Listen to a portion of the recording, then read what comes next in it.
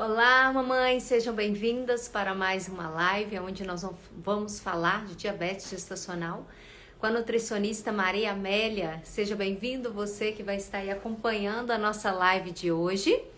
Quero dar as boas-vindas às mamães, sejam todas bem-vindas. Nós vamos iniciar hoje a nossa live desse tema que é necessário. Conversei até segunda-feira com a doutora Jamília, onde ela comentava sobre a falta de exercício físico, principalmente no primeiro trimestre, onde ele pode trazer consequências de doenças que são desenvolvidas na 20ª semana. E uma delas é o diabetes gestacional, e nós vamos conversar agora para a gente poder ter essa prevenção e como controlar o diabetes da alimentação. Então eu vou convidar a nutricionista Maria Amélia, que vai estar aqui conosco. Aê! Olá, Olá, Maria Amélia, tudo bem? tudo bem, Sandra? Tudo jóia? Que Tá bom, dando viu? para escutar direitinho? Sim, está dando para Tá. escutar. Ah, então tá bom. Muito obrigada, viu, pelo convite, por ter aceitado estar aqui compartilhando, né, a sua experiência, o seu conhecimento na sua área. É uma área muito linda, é uma área muito É, apaixonante. Eu cheguei isso, a um ponto da minha vida que eu cheguei a pensar em fazer nutrição, porque de fato é uma área muito linda, é uma área muito é, atrativa. E para a é gente verdade. iniciar, eu queria que você se apresentasse, falasse aí quem é a Maria Amélia. Então, eu sou Maria Amélia de Alvarenga Drummond, sou nutricionista. Eu sou formada já há mais de 20 anos. Eu formei em Belo Horizonte, mas sou daqui de Patinga. E meu primeiro interesse na área da nutrição foi a nutrição infantil, né? Que tem muito a ver aí com o universo da gestante. Sim. E montei, saí de Belo Horizonte, estudei, montei consultório lá e vim para Ipatinga. Fiquei lá 10 anos, trabalhei lá, mas depois fixei aqui. E aí fui concursada no SUS, trabalhei 10 anos na Policlínica, né, municipal, onde eu peguei muita experiência no sentido de não escolher o público, né, porque Sim. ali não tinha como eu falar assim, eu atendo tal paciente, né? Então vinha uma demanda e a gente tinha que aprender essa diversidade, inclusive gestante, criança, e aí a gente vai aprendendo ao longo do tempo de profissão. E aí abandonei, pedi uma licença mesmo para poder criar o meu projeto, que foi a Escola NutriChefs, aqui em Patinga, que ficou 4 anos, só acabou com a pandemia, que eu ensinava crianças a comer saudável através do lúdico, da brincadeira, da culinária. E aí a pandemia teve que acontecer e hoje eu agradeço, porque esse projeto ele vai para a internet e aí eu fui para a internet. Hoje eu só trabalho online, todos os meus atendimentos são online, coloquei tudo, né, no YouTube, a minha energia no YouTube e sigo ensinando. Tudo que eu aprendo, eu tento passar adiante. Então, essa é a minha missão, né, de educar através da nutrição. A pandemia fez nós profissionais reinventarmos, né, Amélia? Nós Exatamente. tivemos que reinventar. E o mais Isso. bacana, não deixou que a nossa profissão desvalorizasse. Né? Nós Pelo achamos contrário, mecanismos, estratégias, exatamente, de continuar o trabalho e continuar um atendimento de qualidade. de qualidade, né? E a internet ela possibilita isso porque ela rompe fronteiras. Hoje os meus pacientes não estão 100% na região de Patinga. As pessoas te escolhem e não precisa daquele, né, do geográfico. A pessoa escolhe o profissional por atender a expectativa dele. Então, isso gera até uma necessidade aí do profissional ir se atualizando, dando o seu melhor, né? Porque hoje não existe barreiras mais hoje para você escolher o seu profissional, né? Você Exato. escolhe pela demanda mesmo, pelo que você se identifica. Então é muito bacana. Sim, é igual o meu caso. Hoje, 90% dos meus alunos é online e não é daqui de Patinga. É aluno Exatamente. de Pernambuco, Sergipe, Rio Grande do Sul, aluno do interior Exato. de Minas. Então, a internet ela proporcionou isso, a gente acessar aluno aí do Brasil, do mundo inteiro. E isso é bom para a gente, é bom para o cliente, porque às vezes, né, o próprio paciente fala, às vezes ele ficava preso a uma demanda da região e querendo pegar, às vezes, um tipo de conhecimento de um profissional que tinha um tipo de conhecimento, mas ele não conseguia, porque ele tinha que ficar naquela região, né? Então, isso é muito bacana. Sim. Vamos lá então, Maria Amélia. Vamos conversar então desse tema que assusta as gestantes, que é o diabetes, né? Eu trabalho com a prevenção por meio do exercício físico e você trabalha com a prevenção por meio da alimentação, né? Então, nós vamos falar aí, Maria Amélia, o que é esse diabetes? A gente sabe primeiro, né, que o diabetes ele é uma síndrome metabólica, né? Mas pode continuar aí. O diabetes gestacional, ele é caracterizado por esse aumento da glicemia durante o período da gestação. Só que a gente tem que pensar na gestação, igual você falou, e como prevenção. A partir do momento que a mulher já pensa em engravidar, ela já deveria, né, estar pensando aí em mudar o seu estilo de vida, né? Então, quando uma mulher já engravida acima do peso, ela tem maior risco de desenvolver o diabetes gestacional.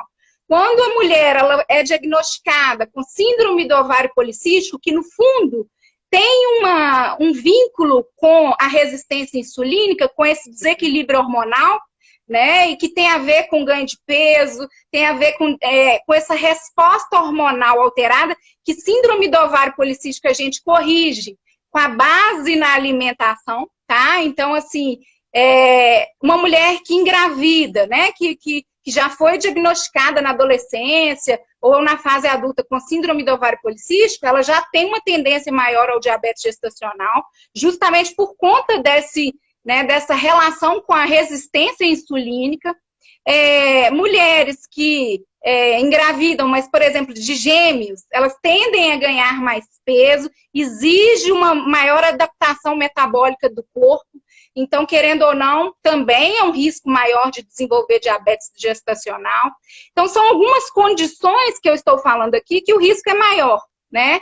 Mulheres, por exemplo, que mães, né, parentes muito próximos desenvolveram diabetes na gestação ou que de primeiro grau já são diabéticos. Então, isso mostra uma correlação aí, né, de tendência genética aí. Né? Então, assim, isso tudo favorece o aparecimento do diabetes gestacional. Mas a própria gravidez, né, produz ali hormônios, a placenta produz hormônios, os hormônios da lactação, isso tudo. E o próprio... né? Que exatamente. E o próprio... a própria nutrição do feto, o corpo faz o quê?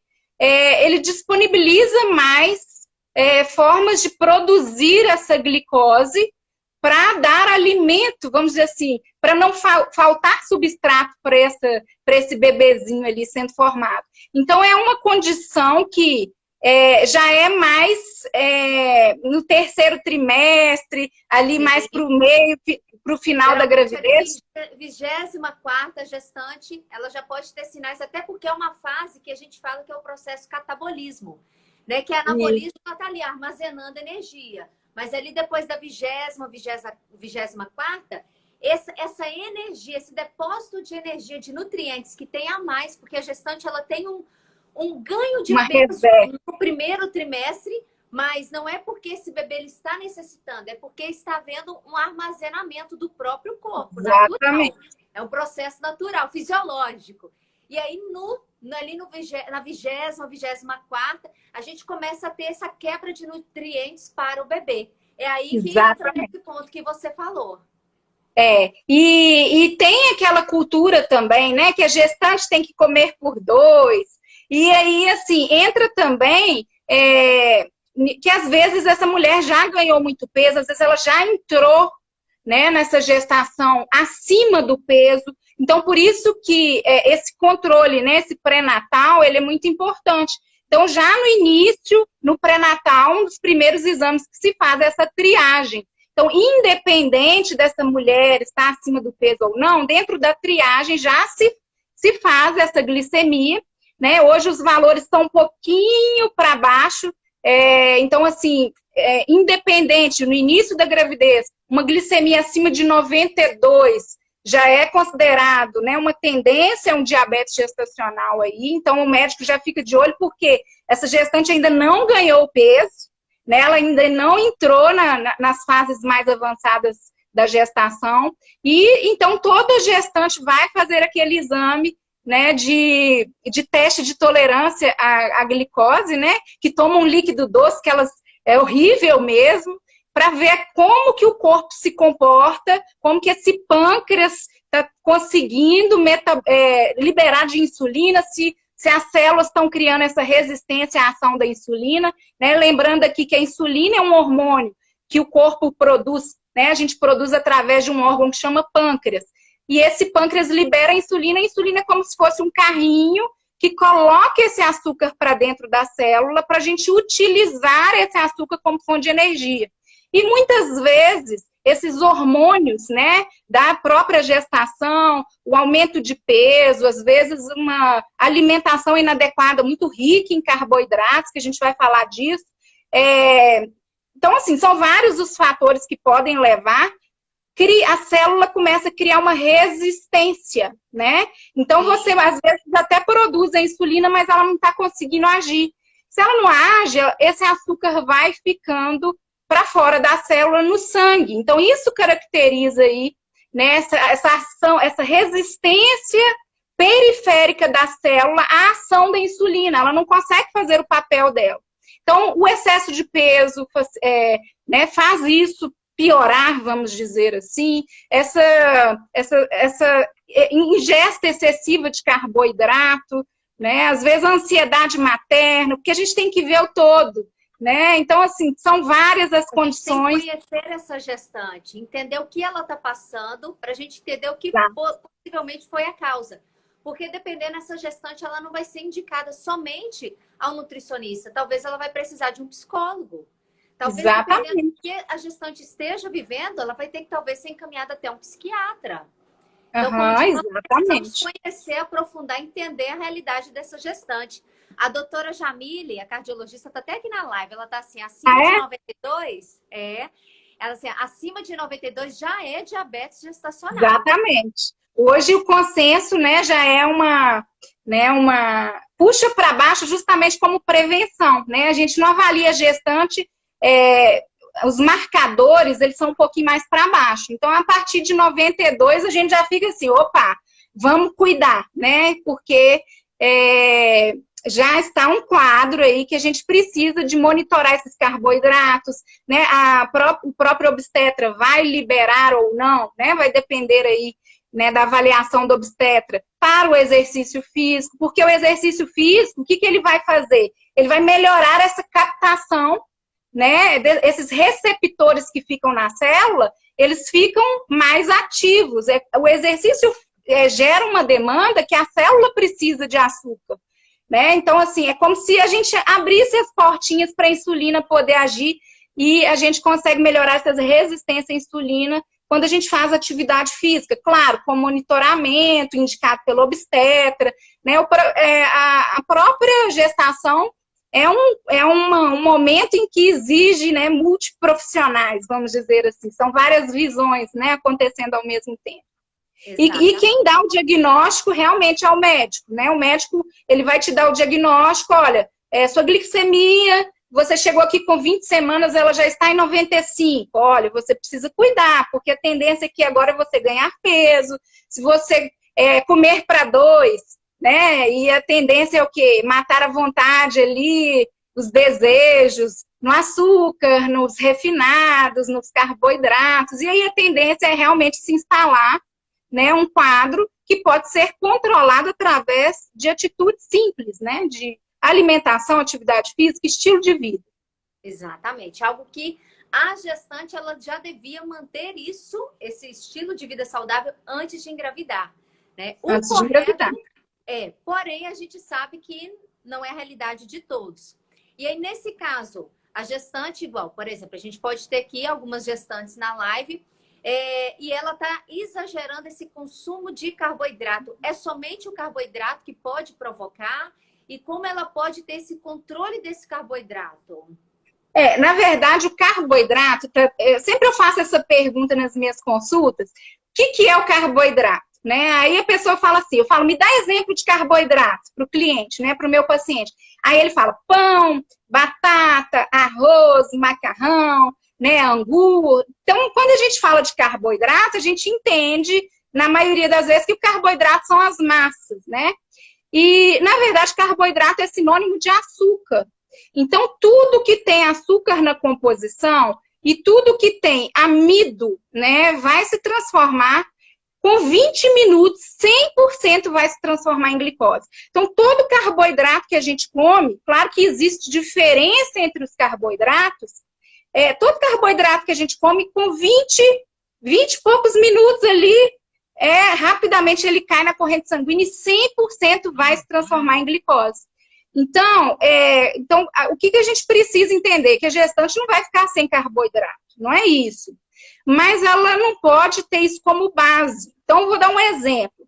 Se uma gestante morrendo de fome vai para o almoço e come só macarrão, o que é o macarrão? É o trigo, é uma farinha refinada com alto índice glicêmico. Índice glicêmico significa a velocidade com que esse açúcar consegue subir no sangue. Né? Então, o que acontece? Que a glicemia, a velocidade com que a glicemia vai aumentar. Quanto mais eu tenho pico glicêmico, mais eu tenho pico insulínico.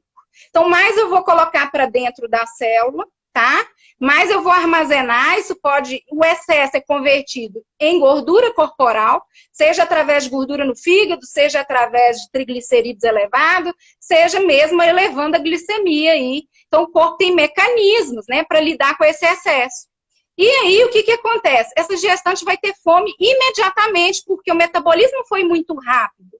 Então, eu comi aquele prato único de massa, eu libero glicose, eu libero insulina age, eu coloco tudo para dentro da célula, fico sem nada, eu quero de novo. Então, a fome, né, ela fica maior e o depósito também. E a gestante não vai ter um controle aí adequado. Então, e outra? Além do índice glicêmico, se ela está comendo um prato único de massa, arroz, batata e angu, por exemplo, ou a folhinha de alface fica mínima ali, né? Os vegetais fibrosos de baixo amido são mínimos no prato. Então, o que vai acontecer? Ela vai ter grande carga glicêmica. Carga está muito relacionada à quantidade. Então, além dela ter muita quantidade, ela vai ter também uma subida muito veloz, né, no sangue. Então, isso não é interessante para essas pacientes, né, para essas condições de diabetes gestacional, diabetes de uma forma geral. Ganho de peso excessivo na gestação, isso não é interessante. Então, o que seria interessante? Essa gestante olhar com o nutricionista, qual que é a necessidade de ganho de peso, porque o ganho de peso vai depender muito do peso pré-gestacional. É uma gestante que começou a gravidez obesa? Ela precisa ganhar menos, ela precisa controlar mais. É uma gestante que começou... Eu engravidei, que talvez eu vou poder engordar 10, 12 quilos. A gente precisa entender que gestante é essa. Exatamente. Então, assim, então tudo é muito individualizado. Mas o nutricionista vai saber calcular mais ou menos a média que você tem que ganhar de peso. Então, ele vai ver se sua glicemia está legal, como é que estão seus exames, seu teste oral de tolerância, né, a glicose, se ficou legal, se você está ali num quadro só de resistência insulínica, ou se já acusou diabetes, então tudo depende. Mas o que acontece? A gente tem que colocar nesse prato, dependendo da gestante, vamos falar aqui de diabetes gestacional, menos carboidrato, então o nutricionista vai calcular esse carboidrato, tá? De preferência um carboidrato que tenha fibras, então, por exemplo, ao invés de um arroz branco, talvez um arroz integral, ou talvez substituir por uma batata doce com casca. Isso tem várias substituições, aí tem que olhar também o que essa gestante está aceitando. É um primeiro momento que eu estou enjoando, que às vezes não vai quase nada, eu só vomito, então tem todo um processo. Mas menos carboidrato de alto índice glicêmico, quem são eles? É arroz, macarrão, são as batatas, são os tubérculos, né? Então, a gente tem que monitorar isso nessa gestante. Lembrando que todo alimento, na maioria, ele não é só uma coisa. Então, por exemplo, o feijão, ele é proteína vegetal, mas o miolo dele é carboidrato. Então, o nutricionista sabe computar quanto de carboidrato está vindo nesse feijão, quanto de carboidrato está vindo nesse arroz. Se ela colocou, por exemplo, lá uma batata, talvez ela vai ter que diminuir no arroz para a soma desses carboidratos da X. E o que essa gestante não pode esquecer? De proteína. Proteína é construção. E proteína, de 30% a 60% só que vira glicose. Então, a proteína, ela é convertida em glicose, sim, mas não é 100% igual ao carboidrato. E a proteína demora de 4 horas, mais ou menos, para acontecer a digestão dela. Então, ela gera uma saciedade. E proteína é o que vai se transformar essa quebra, né? A gente tem ali os aminoácidos, que é o que vai construir. Então, a gente precisa de proteína na gestação, numa dosagem, né? Tanto para gerar saciedade, tanto para não dar fome no lugar, né? Para a pessoa não comer só carboidrato. E, ao mesmo tempo, a gente precisa exagerar, né? A gestante que está acima do peso, que está com uma tendência em um diabetes gestacional, uma hiperglicemia, ela precisa ter como base nesse prato vegetais fibrosos de baixo amido. Tá? Então, principalmente essa gestante que está acima do peso, porque ela vai ter nutrição, ela vai tratar o intestino, ela vai ter vitaminas, sais minerais para, né, dar suporte a essa gestação, e ao mesmo tempo ela vai ter baixa caloria e fibra. Eu falo que a fibra é um cabinho de força, ela puxa essa glicose para baixo. Então, uma coisa é eu comer um prato único de massa, outra coisa é colocar menos carboidrato e colocar fibras para interagir, colocar uma proteína. Então, essa interação dessa refeição mais equilibrada em macronutrientes faz com que essa glicemia suba menos, eu libere menos insulina e aí eu consigo um controle melhor, tanto de peso quanto do diabetes aí, né? No caso, que é o que a gente está falando. Nossa, excelente, ótimo. E Amélia, em caso de uma gestante que já descobriu diabetes gestacional, é possível reverter ou tem algum controle nesse caso? Na verdade, o diabetes gestacional, por conta dessas alterações hormonais, essa adaptação fisiológica, né? Muitas gestantes que têm o diabetes gestacional, quando a gestação acaba, ela não vai desenvolver o diabetes, né? Depois. Mas por que é importante esse controle? Né? Porque dependendo do andar da carruagem, né? Vamos dizer, eu não tô nem aí, ou eu não fiz o pré-natal direitinho, ou eu não consegui fazer o controle. Essa gestante pode ganhar muito peso, ela pode forçar muito esse pâncreas. A gente não sabe qual é a relação dessa gestante em relação à genética dela, né? Parentesco de primeiro grau, se a mãe teve diabetes gestacional. A gente não sabe, por exemplo, minha mãe, ela fala que meu irmão nasceu com 4,750 kg. O meu pai foi um neném de 5 quilos. Eu nasci com 4,200. Minha mãe falava que a barriga dela, ela colocava o copo aqui. Então, quer dizer, naquela época, não sabia nem se era menino ou menina, né? Então, quer dizer, será que ela não teve um diabetes gestacional? Então, assim, quando o parentesco, se minha mãe teve um diabetes gestacional, ou se eu tenho parentes com diabetes, né? De primeiro grau ali, eu posso ter uma tendência maior aí a desenvolver pós a gestação o diabetes do tipo 2, vamos dizer assim. Sim. Então, a gente tem que sempre trabalhar a prevenção, né? E eu falo muito de ensinar, de dar esse conhecimento, porque toda vez que a gente adquire o conhecimento, a tendência é a gente pelo menos tentar fazer. A gente pode até não dar conta de fazer 100%, mesmo tendo conhecimento, né? Porque a alimentação envolve muitas outras situações. Hoje, numa live, eu falei sobre isso, né? A própria gestação, se for uma primeira gestação, às vezes gera muita ansiedade, muita expectativa. Às vezes é uma gestante que não está junto do pai, às vezes é uma adolescente, né? Às vezes é uma mulher com mais idade, que já tem... A gente sabe que também... mulheres que engravidam mais tardiamente têm um risco maior, porque o corpo já vamos dizer assim, já está mais cansadinho, né? Sim. Então, também é um risco maior para desenvolver diabetes gestacional. Hoje se fala mulheres que engravidam após os 35 anos, mas claro que isso é muito individual, claro que depende do estilo de vida, às vezes, né? Então, tudo depende. A gente está falando aqui num geral, né? Sim. Mas é muito importante esse cuidado. Não significa que a gestante teve o diabetes gestacional, que ela está condicionada acabou a gravidez, eu vou ter diabetes gestacional. Não. Pode ter sido simplesmente uma condição mais adaptativa do corpo, né? Igual você falou aí, né? Às 24, 28 semanas, o corpo começa a fazer um processo, né? Que a gente fala assim, de glicose, neo, de novo, gênese de produção. Então, o organismo ele é tão perfeito que ele começa a tirar dele mesmo, né, e transformar isso em glicose, que é o substrato que o corpo mais aproveita de imediato.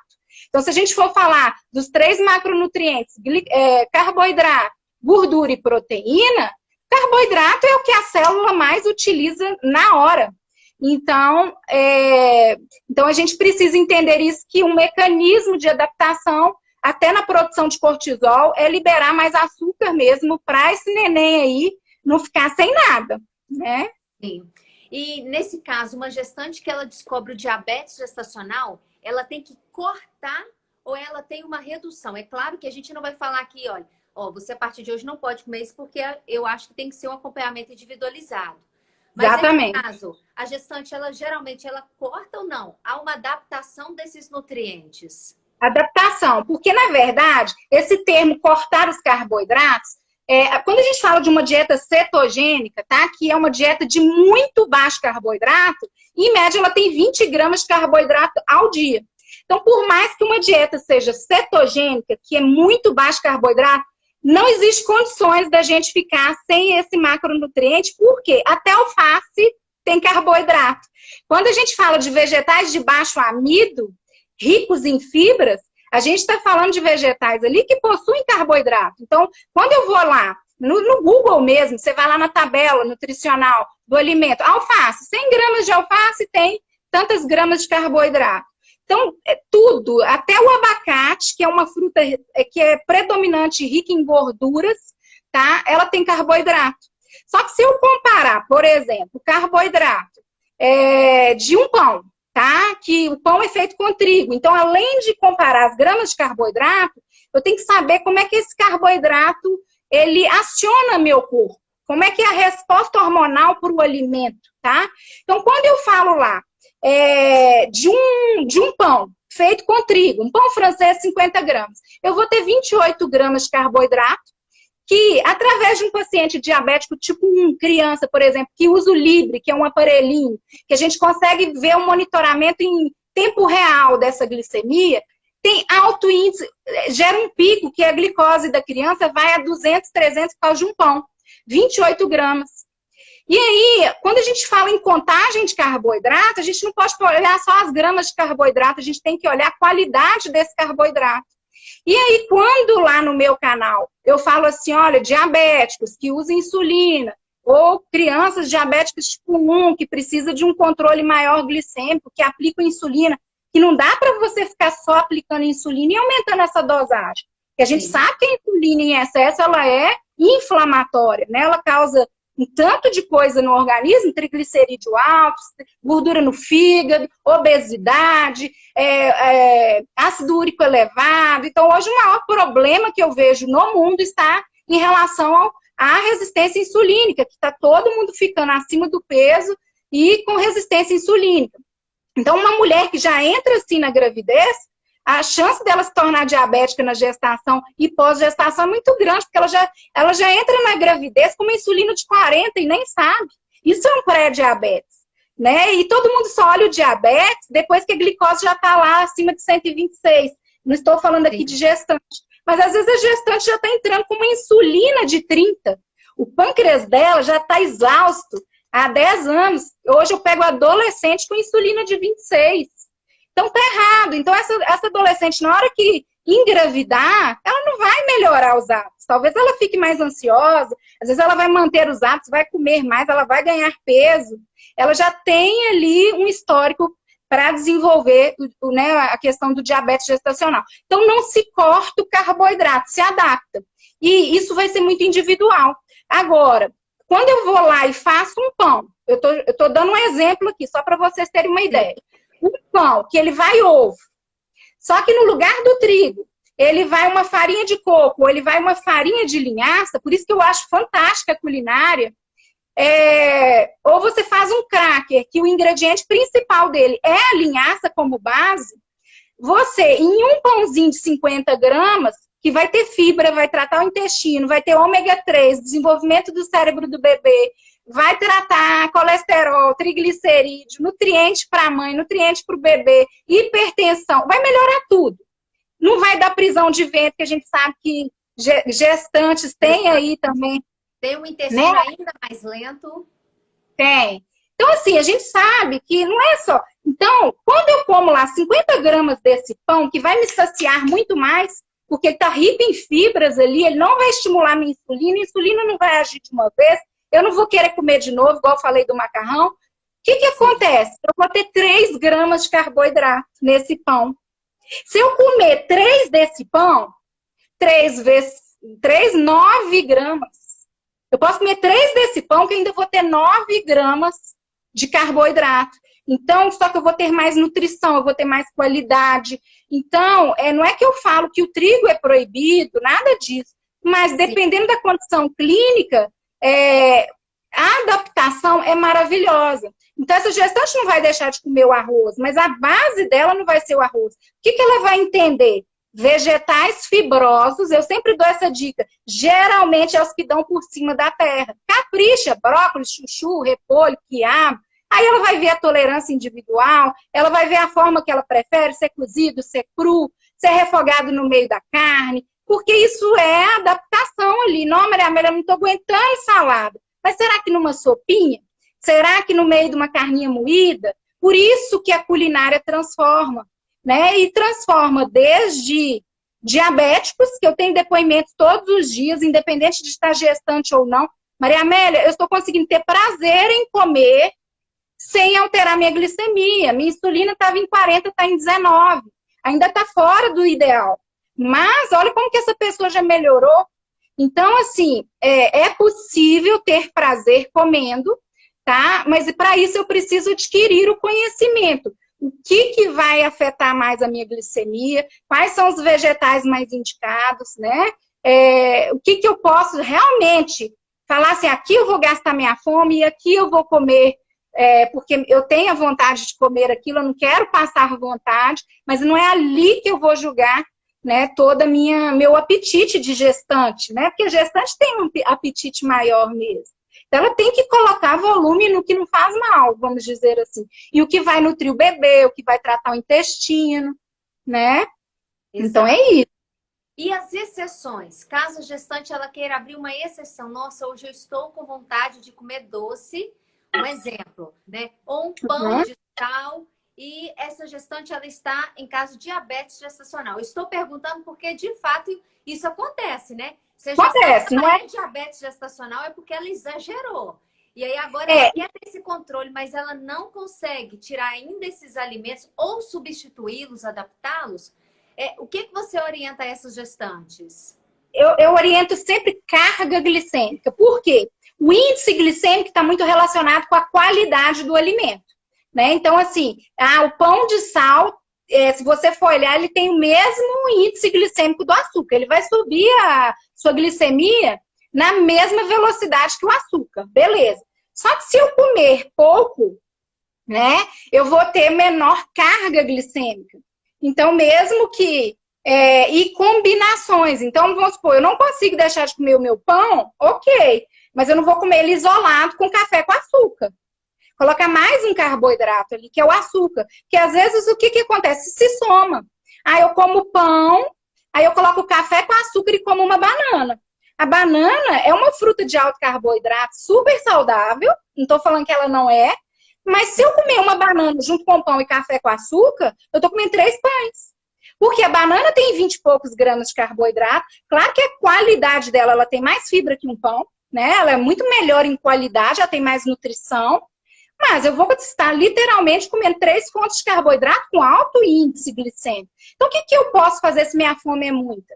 E o que que eu posso fazer para interagir, para diminuir esse pico glicêmico? Eu posso, por exemplo, fazer um ovinho e colocar nesse pão de manhã, ou eu posso tirar o miolo e rechear com uma proteína. Tem gestante, Eu não gosto de ovo de manhã, mas tem gente que ama, então pode pôr um ovinho ali mexidinho no meio do pão, tirar o miolo, que já seria meio pão, mas você não percebe que você está comendo meio pão. Por quê? Porque, na verdade, esse miolo você preencheu com proteína. Tem gente que gosta de fazer frango desfiado de manhã. Outra coisa, ainda estou com fome. Em vez de tomar o café com açúcar, se você não abre mão, você pode, né, procurar o seu nutricionista, ver qual que é o melhor adoçante, qual que você adapta melhor, ou começar a desmamar as papilas mesmo, para não usar o adoçante nem o açúcar. Ah, Maria Amélia, eu não estou suportando. Você pode bater um abacate, uma vitamina de abacate, que é gordura, que talvez faltou. Porque a tendência de todos nós, não só de gestante, é jogar a fome no carboidrato. Geralmente a gente come, quando está saudável, banana, aveia e mel. Banana e granola. Tudo carboidrato. A gente esquece da fonte de gordura, de um abacate, às vezes da gema do ovo, a gente esquece da proteína, tá? Então, o nutricionista vai saber equilibrar. Às vezes você pode bater um suco verde de manhã, couve com limão, um pedaço de abacate congelado, fica delicioso, é uma limonada cremosa. Tem receita lá no meu canal. Aí você come o pãozinho, tirou o miolo, ou coloca o pão integral. Às vezes, em vez de 2 fatias, como você está tomando um sucão verde com couve, com abacate, com limão, que sustenta, né? Você vai tomar um sucão desse com fibras, você pode pôr uma linhaça nesse suco que vai inchar no seu estômago e isso vai te dar uma saciedade. Depois você põe uma fatia de pão integral com um ovinho, ou com franguinho desfiado, ou com queijinho, se a gestante pode. Proteína. Então, eu consigo equilibrar mais esses macronutrientes. Eu, por exemplo, que não gosto muito de ovos, de salgado de manhã, você pode fazer panquequinhas. Então, em vez de comer a banana pura, a banana no lugar do pão. Então, 28 gramas de carboidrato no lugar de 28 gramas do pão. Só que você está colocando uma fruta mais saudável. Pega um ovinho, amassa essa banana. Então, eu estou colocando proteína e gordura. Proteína da clara, gordura da gema. A proteína e a gordura interagem com esse carboidrato. Eu posso colocar ali um cacau 100%, porque o docinho da banana, ela já é o suficiente. Vira uma panquequinha. Panquequinha não, vira uma panqueca boa. Você vai ficar cheia, sustentada. Por quê? Porque proteína sustenta. Quando a gente joga a fome na gordura e na proteína também, quando eu falo de gordura, eu estou falando de gordura natural, que o corpo reconhece. Estou falando de gorduras anti-inflamatórias, abacate, linhaça, chia. Estou falando aqui de azeite de oliva. Para quem não tem intolerâncias castantes, tem que tomar muito cuidado também, porque na hora da amamentação, come castanhinha, passa para o leite, o menino empola toda a alergia pelo leite. Então, a gente tem que tomar muito cuidado com a nutriz também no que ela come. Mas voltando para a gestação, essa interação da fibra, da qualidade faz toda a diferença. Então, ela pode comer o pão sim, mas ela pode talvez trocar pelo pão integral. Um dia eu faço receita, no outro dia eu como o pão, mas eu entendo desse equilíbrio, tá? Então, isso faz toda a diferença. Tem vídeos lá no meu canal que eu explico tudo isso, tá? Assuntos separados, sabe? Sobre carga glicêmica, índice glicêmico, o que acontece, como melhorar o índice glicêmico da refeição. Então, se a pessoa não entendeu direitinho, vai lá no meu canal. Tem playlist só de diabetes, só de low carb, só de playlists de receitas baixo carboidrato, tá? Isso aí ajuda demais na prática, né? Porque no final a gente tem que conseguir fazer, né? Não é só teoria. Exatamente. A gente vê que tem formas da gente substituir, atender a necessidade dessa gestante sem haver uma restrição muito grande. Né? Não você vê, Amélia, ao longo dessa live, você trouxe várias dicas de substituir, dicas para adaptar, de forma que eu, assim como o exercício físico, né, eu trabalho muito com a prevenção. Né? A maior queixa das gestantes durante a gestação é dores. Né? E a demanda que eu tive muito grande foi exatamente por conta de dor. A gestante, ela não quer sofrer, ela não quer sentir dor. A gestante, ela não quer Exatamente. desenvolver uma pré-eclâmpsia, ela não quer desenvolver um diabetes gestacional, sente que isso pode vir prejudicá-la lá na frente.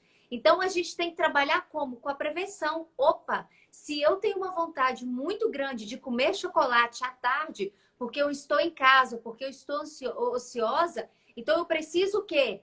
Adaptar, eu preciso ajustar, eu preciso agir de forma preventiva.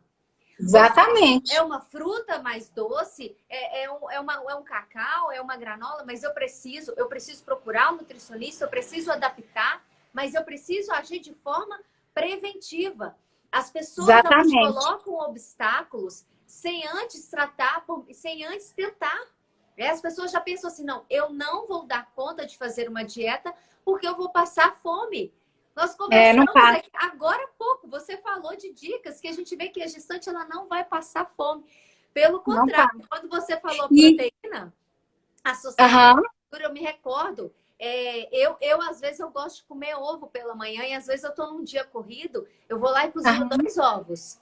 Eu cozinho 2 ovos, aquele ovo vai me saciar a manhã inteira. Eu não vou ter Impressionante a fome diferença, né? impressionante do que se eu tivesse comido um pão. Então, Aí quando, um exemplo, suponho que eu vou comer algum pão, dá 9 horas eu vou lá e tenho que comer uma banana. Geralmente eu vou lá e como uma banana, eu pego uma fruta para tentar saciar até a hora do almoço. Então a gente vê que é exatamente. possível atender essa demanda que a gestante tem, que ela acha, né? Que ela pode comer por 2. Então tá, se ela vai comer por 2, então vamos comer de uma forma saudável, né? Vamos achar Exatamente. mecanismos. E a gente percebe também, é uma questão de dedicação e prioridade. No início, as gestantes, assim como no exercício físico, quando elas me procuram, elas falam assim: olha, eu comecei a exercitar por conta do meu filho, porque eu não Aham, quero que venha prejudicá-lo, eu quero que venha desenvolver uma criança saudável. A gente sabe que a alimentação associada com o exercício físico, ele pode prevenir doenças futuras, pode prevenir até mesmo um exatamente. problema, né, de vista. E quantas doenças um câncer pode prevenir? Então ela entra, né, quando ela vai procurar às vezes uma nutricionista ou um personal gestante, ela já inicia pensando no filho. Porém, quando ela percebe que é possível manter aquela constância, quando ela percebe os benefícios que ela está recebendo, que está sendo a mais do que um benefício fetal, ela começa a criar um hábito. É aí que a gente precisa Exatamente. estar. É um E outra, hábito. eu falo disso no meu curso, eu tenho um curso para mães, para nutricionistas e para pedagogos, vale para esses três, em que eu ensino as mães a cuidar da seletividade dos filhos, eu dou estratégias, né? Uma delas é isso, na própria gestação, se você não cria hábitos, você não vai conseguir passar para o seu filho. Porque é intrínseco, é natural. Essa criança vai ver no dia a dia ali você comendo naturalmente, você fazendo exercício. Então, fora que, né, uma gestação que a mãe não conseguiu controlar essa glicemia, o risco dessa criança desenvolver diabetes no futuro é muito maior. O risco dessa criança ser obesa, né, a tendência é muito maior. E também é uma criança que provavelmente vai nascer mais pesada, né? Vamos dizer assim. Ela já teve ali a proliferação de células adiposas, então ela tem uma memória, vamos dizer assim, maior para o sobrepeso. Então, é uma criança que provavelmente pode ter uma tendência maior ao sobrepeso. Então, são várias as questões aí, fora que eu cuidando de mim, eu vou ser o exemplo, né? Então, a criança, ela aprende Ela muito aprende pelo muito que ela pelo olhar. e até o próprio leite. Eu falei da Nutrisa aqui, sabores passam para o leite, né? Tudo passa, né? Alergênicos, açúcar, a gente vai passar nutrição através desse leite. Então, é muito importante aí, a partir do momento que a gente se torna mãe, a gente tem uma responsabilidade eterna, né? Então, é interessante isso aí, a gente cuidar mesmo, né? Exato. E Amélia, qual que é a dica aí que você deixa aí para essas gestantes para que elas tenham esse controle alimentar durante a gestação, mesmo que elas iniciem pensando no filho, e a gente sabe que a nossa meta é levar essa mulher quanto ao exercício e quanto à alimentação a criar esse hábito, mas qual é a dica que você deixa para essa gestante? Que é possível, né, se ela foi diagnosticada, toda gestante que fala assim, não, Maria Amélia, estou desesperada, fui diagnosticada com diabetes gestacional. A primeira coisa é acalmar, porque se você não tem, né, a concentração ali, o equilíbrio, a tendência é só piorar, né? Então, ter a calma, o equilíbrio, não é uma sentença que você vai ser diabética, né? Então, o diabetes gestacional, como o próprio diabetes, eu trato muito diabetes, eu gosto, né? É uma área que eu gosto muito. Acabou que eu fui sendo levada para isso, mas o diabetes, ele não tem, vamos dizer, não estou falando do diabetes gestacional, uma pessoa que foi diagnosticada com diabetes, independente da gestação ou não, ela tem que cuidar no sentido de não deixar isso para frente, porque o corpo já deu um sinal. Não importa se foi na gestação, né? Não importa em que situação. Uma vez diagnosticado diabetes, eu tenho que controlar. Lembrando que o maior controle está, né, em relação ao ganho de peso e no equilíbrio dos macronutrientes, principalmente se tratando de carboidratos. 100% dos carboidratos vão virar glicose em pouco tempo.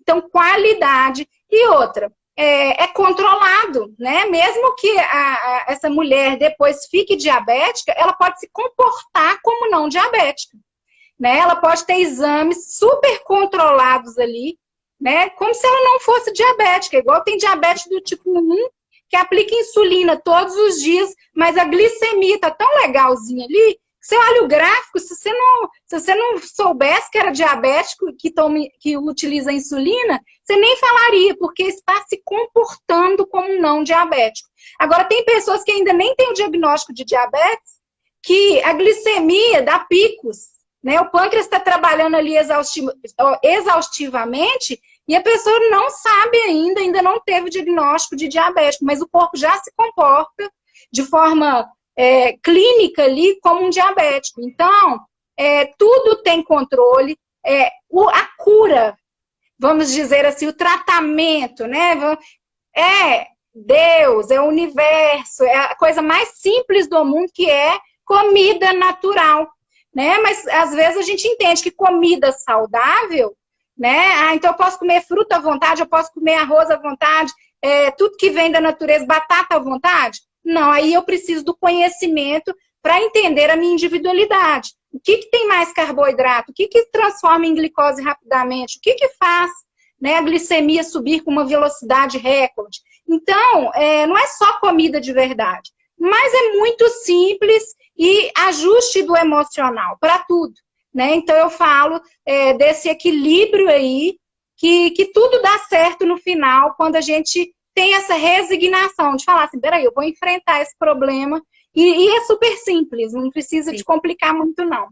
No início é um grande desafio, porque a gente sair da zona de conforto, mas vale a Exato. pena o sacrifício, vale a pena dedicar durante esse período, porque o retorno, ele vem. Ele vem no final. É um parto que a gestante vai ter mais tranquilo, é poder chegar no final e ver que está tudo controlado, uma frequência cardíaca controlada, um bebê saudável, uma gestante sem dor. É você receber esses benefícios no pós-parto, uma recuperação de pós-parto mais rápida. Porque você tem cuidado durante a alimentação, quanto físico, né, quanto a questão alimentar. Então, vale a pena, é um investimento. Não levamos isso como um gasto, mas levamos isso em investimento. Tão quanto as gestantes investem no enxoval, elas devem investir na sua saúde. Se elas soubessem do valor, da importância desse cuidado, com certeza elas deixariam dividido ali metade do dinheiro na saúde e metade no enxoval. Até porque eu até passo, né? Enxoval cuidado com roupinha demais, porque perde assim, né? Exatamente. Dá para investir muito, não. Exatamente. Agora, saúde não. Saúde você vai levar para a vida. E vai valer muito mais, que o retorno vai ser muito maior. Com certeza. Vale a pena todo momento, né? E saúde, assim, fica doente, pega uma dengue, né? Aí que você fala assim, gente, como que realmente saúde é tudo na vida, tudo. Sem saúde a gente não tem nada, é só pegar uma gripezinha, né? Pega lá um Covid, mesmo recuperando, a gente vê o quanto que derruba e o quanto que a gente depende disso, né? Então, assim, vale a pena, é saúde do filho, é igual você falou aí, vai que é uma cesárea, não cicatriza, complicação, e aí eu não tenho condições de cuidar do meu filho, então, assim, não vai valer a pena mesmo, né? Exatamente. Amélia, muito obrigada por ter aceitado De esse convite, nada. poder compartilhar tanto conhecimento para Ah, que gestantes, nada. conhecimento técnico. Aprendi muito com você nessa live, Ah, tá? que bom. E você Fico tem, feliz. continue tendo muito sucesso aí nos atendimentos online. Isso, você Quando você também. Tudo de precisar, bom. conte comigo. Pode deixar, você também. Então Obrigada, tá, um abraço. Amélia. Um abraço pro Tchauzinho, até a pessoal aí. próxima. Tchau, Obrigada. gente.